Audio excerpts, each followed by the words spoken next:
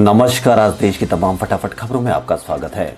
विकास दुबे के दो साथियों को आज यूपी पुलिस ने एनकाउंटर कर दिया था। इस एनकाउंटर के थोड़ी देर बाद ही विकास दुबे ने उज्जैन में सरेंडर कर दिया। इंदौर के डीआईजी के मुताबिक सरेंडर के दौरान वह चिल्लाता रहा कि मैं विकास दुबे हूं, कानपुर वाला, पुलिस ने मुझे पकड़ लिया है। बताया जा रहा है कि विकास दुबे महाकाल मंदिर के सामने खड़ा था।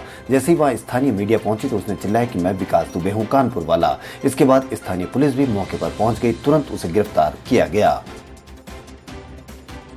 कांग्रेस महासचिव प्रियंका गांधी वाड्रा ने कानपुर में 8 पुलिसकर्मियों की हत्या के मामले में उत्तर प्रदेश सरकार पर विफल रहने का आरोप लगाते हुए गुरुवार को कहा कि इस प्रकरण की सीबीआई जांच होनी चाहिए। उन्होंने मामले के मुख्य आरोपी विकास दुबे की गिरफ्तारी को लेकर दावा किया कि उसके उज्जैन तक पहुंचना मिली भगत की ओर इशारा करता है।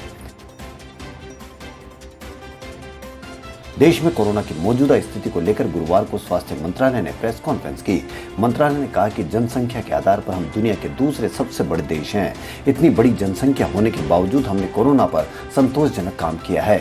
जनसंख्या के हिसाब से देखें तो कोरोना को लेकर हम दुनिया के अन्य देशों की तुलना में सबसे नीचे हैं। दिल्ली पुलिस के एक और पुलिसकर्मी की कोरोना वायरस संक्रमण से मौत हो गई। दिल्ली पुलिस के सहायक उप निरीक्षक जीवन सिंह की कोरोना से मौत हो गई। जीवन सिंह दिल्ली पुलिस की स्पेशल ब्रांच में तैनात थे। उनको 23 जून को अस्पताल में भर्ती किया गया था। गंगाराम अस्पताल में आज उनकी मौत हो गई। भारत और चीन के लेफ्टिनेंट जनरल रैंक के अधिकारियों के बीच चौथे दौर की बातचीत अगले हफ्ते होगी। सूत्रों ने यह जानकारी दी। इस बैठक में सरहद पर तनाव कम करने पर चर्चा होगी। सूत्रों के अनुसार अगली बैठक में सीमा पर हजारों की संख्या में तैनात जवान, गन, टैंक, हथियार, rocket launcher, missile fighter jet को हटाने की टाइमलाइन तय करने पर बातचीत होगी। कोरोना वायरस महामारी को लेकर पीएम नरेंद्र मोदी ने गुरुवार को 30 देशों को वर्चुअल कॉन्फ्रेंस के जरिए संबोधित किया। इंडिया ग्लोबल वीक के शुभारंभ के इस मौके पर पीएम ने कहा कि भारत पूरी गंभीरता के साथ कोरोना महामारी के खिलाफ पूरी गंभीरता से लड़ाई लड़ रहा है। उन्होंने कहा कि कोरोना की महामारी के विपरीत स्थितियों के बीच भारत अर्थव्यवस्था में सुधार के संकेत देख रहा है। कोरोना काल में इंडियन रेलवे ने एक बार फिर भारतीयों को गर्व महसूस कराया है। कई उपलब्धियों को हासिल करने के बाद अब रेलवे ने ट्रेन के इंजन के क्षेत्र में अपने कदम आगे बढ़ाए। इंडियन रेलवे ने बैटरी से चलने वाले इंजन को बनाया है। इतना ही, रेलवे ने इसका सफल परीक्षण भी किया है। रक्षा मंत्री राजनाथ सिंह ने जम्मू कश्मीर में सीमा पर 6 पुलों को देश को समर्पित किया। जम्मू कश्मीर के हीरानगर और अखनूर सेक्टर में बॉर्डर रोड ऑर्गेनाइजेशन के द्वारा बनाए गए 6 पुलों को राजनाथ सिंह ने वीडियो कॉन्फ्रेंसिंग के जरिए उद्घाटन किया।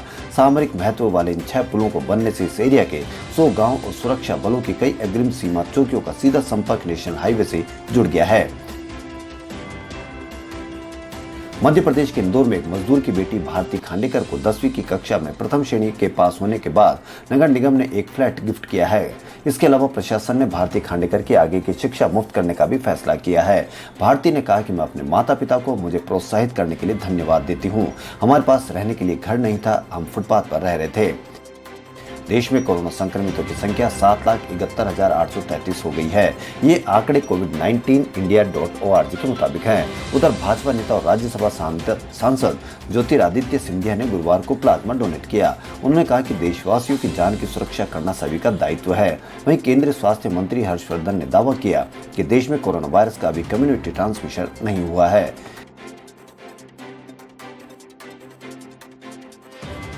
वेटरन कॉमेडियन जगदीप का बुधवार रात मुंबई में निधन हो गया। वह 81 वर्ष के थे। जगदीप का असली नाम सैयद इश्तियाक अहमद जाफरी था।